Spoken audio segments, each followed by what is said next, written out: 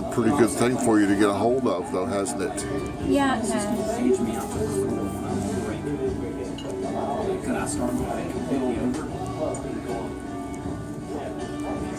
Yes, darling?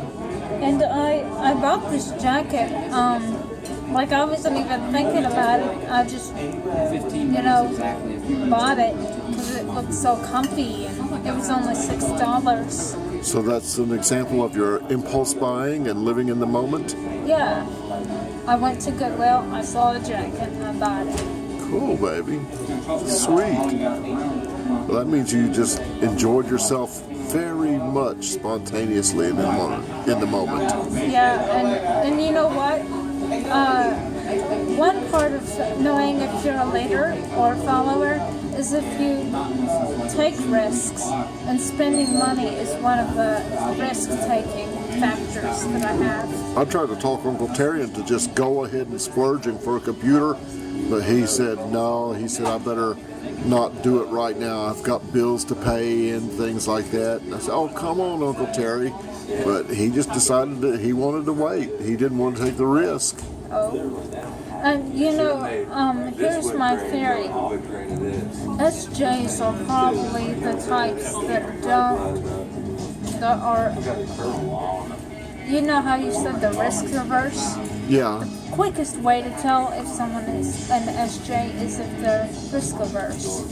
Risk averse. Well, I know your mother's definitely risk averse.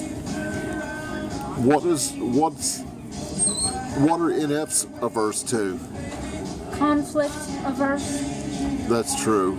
I just cannot stand getting involved in a hassle, a conflict. It's just not my style at all. Now, I wonder what SPs and NGs are averse to. SPs, they're averse to schoolwork. Order averse. Well, I don't know. Like you take the ISFP, they kind of really go for institutions. Even though they're a flower child, they still tend to like government and institutions and things like that. Yeah. Now ESTP is a entrepreneur. Right. Or autonomous personality. Well, the ESTP is what they call a promoter. That's what Granny is, ESTP. Always into something. And then John, I was talking about John's type. Yeah. John's type must be probably the most individual of the SPs. He's definitely an individualist, no doubt about it. Yeah. In that sense, he's almost like an NF, except that he's just such a bad boy type individualist, like the leader of the pack, Fonzie or something like that. And of course, he's not really interested in leading anyone or following. He's not a leader nor a follower. He's just a doer. Yeah, so he lives in the moment, that is for sure. That's let's see, there are certain steps you could go by to determine if you've spotted a certain type. Like if you wanted to go and look for ISTPs, look for certain characteristics, like are they strictly individualists, are they, if you want to see a ISTP, then look for, just complete autonomy in their nature. Like, they're just like, that's why I like ISTPs. They're like, oh well, I don't really care what anybody does, they can do whatever. Yeah. Why would I care? Yep. I remember that time that you said that about your brother John. How would you like to be married to a guy like your brother John?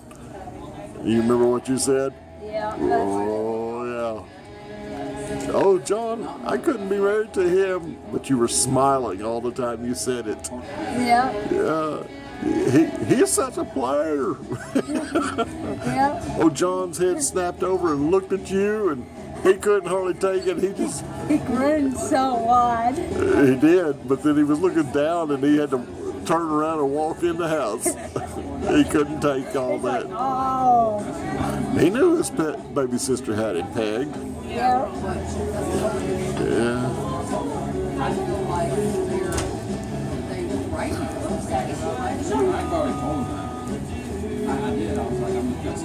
You know what, sure, baby doll? What? It is so much fun to be here with you. Oh yeah, it is too. You too. I like being with you. The best kind of quality that you have is that you're casual. That I am. Just The number one best trait about you is your casualty. Casualness. Casualty means like somebody got killed in war is a casualty. Oh. Hey, my best quality is my casualty? Oh no! No, that'd be more like your opposite.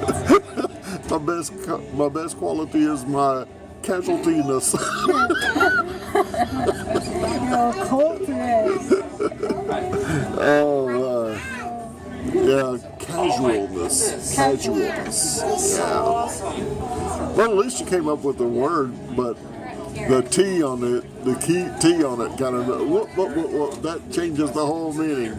Casualty? Let's see,